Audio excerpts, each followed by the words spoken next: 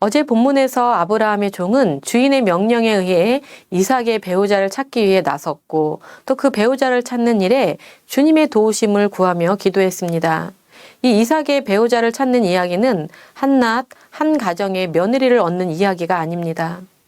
리브가를 만나는 사건은 하나님의 복과 언약이 실제 역사 속에서 어떻게 성취되고 있는지를 보여주는 이야기입니다. 먼저는 하나님의 섭리에 의해서 모든 일이 이루어진다는 사실입니다. 하나님 안에서 우연은 없지요. 그러니 리브가를 만난 것은 우연이 아니라는 이야기입니다. 이것은 하나님 은혜의 신실함을 보여주는 사건입니다. 본문에서 리브가는 우물가에서 일어난 이야기를 어머니의 집에 달려가 알립니다. 오빠 라반은 누이의 말과 선물로 받은 금 코걸이와 금 팔찌를 보고 급히 아브라함의 종을 맞이합니다. 여기에서 리브가의 오빠 라반의 탐욕을 엿볼 수가 있는데요. 라반의 탐욕은 후에 야곱과의 관계에서 더 분명하게 나타납니다. 오늘 본문에서 하나님은 그의 이러한 모습을 사용하셔서 이삭의 아내를 구하는 일을 신속하게 이끄시는 것을 볼 수가 있습니다. 아브라함의 종은 리브가의 가정에서 환대를 받습니다. 오랜 여행으로 지치고 힘들어 쉴 법도 한데 종은 그렇게 하지 않습니다. 어떻게 여기까지 오게 되었는지 자초지정을 설명합니다.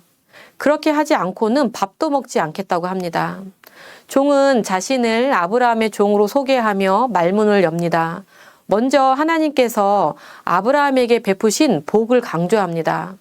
모든 일들이 하나님의 약속의 성취임을 이야기한 것인데요. 그리고 사라의 노년에 태어난 아들을 언급합니다. 하나님의 은혜로 주어진 상속자임을 분명하게 이야기합니다. 그리고 그 아들 이삭의 혼인이 얼마나 중요한 일인지도 이야기합니다. 그 혼인은 하나님의 언약을 이어가는 중요한 일이기에 자신이 그 일을 위해서 왔다고 이야기합니다. 그러면서 마지막으로 자신이 하나님께 기도한 이야기도 하는데요. 리브가의 만남이 하나님의 인도하심이었다고 이야기하는 것입니다. 신부감을 알아볼 징표를 위해서 기도했던 이야기를 하는데요. 우물가에서 한 소녀를 만나 물을 청할 때 자신에게만 아니라 낙타에게도 물을 기꺼이 줄 사람이면 그 사람이 이삭의 배우자가 되게 해달라고 기도한 것. 그래서 하나님의 즉각적인 반응으로 리브가를 만난 일들을 이야기합니다. 하나님은 그 만남을 자연스럽게 이어주셨고 기도한 징표대로 리브가가 낙타에게도 물을 주었고 아브라함이 신신당부한 아브라함의 친족이었으며 또 신상을 파악하기도 전에 확신하며 예물을 준 이야기도 합니다. 이런 이야기를 한 이유는 바로 하나님이 하셨다는 간증의 고백이기에 밥도 먹지 않고 한 것입니다.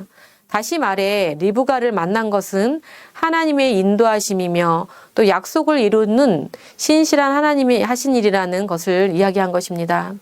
이것을 아브라함의 종이 강조하며 하나님의 인도하심을 신뢰하며 순종으로 그분의 은혜와 신실하심에 응답해야 한다고 촉구합니다. 우리 성도님들도 하나님의 인도하심을 경험해 보셨을 것입니다. 하나님은 실수하지 않으시지요. 정확한 때에 이루십니다. 그리고 그것은 하나님의 약속에 근거하여서 이루어집니다. 그러기에 우리도 우리와 한 약속을 이루실 그 신실하신 주님을 신뢰해야 합니다. 아브라함의 종은 이것을 붙들었습니다. 종이지만 아브라함에게 역사하셔서 복 주시는 하나님을 본 것입니다. 그리고 자신의 사명을 기도하며 감당했습니다. 하나님의 말씀에 온전히 신뢰하며 기도함으로 흔들리지 않고 겸손히 자신의 사명을 감당한 종처럼 우리도 하나님의 약속을 붙들고 기도하며 흔들리지 않는 믿음을 소유하여야 할 것입니다. 그렇게 되시기를 소망합니다.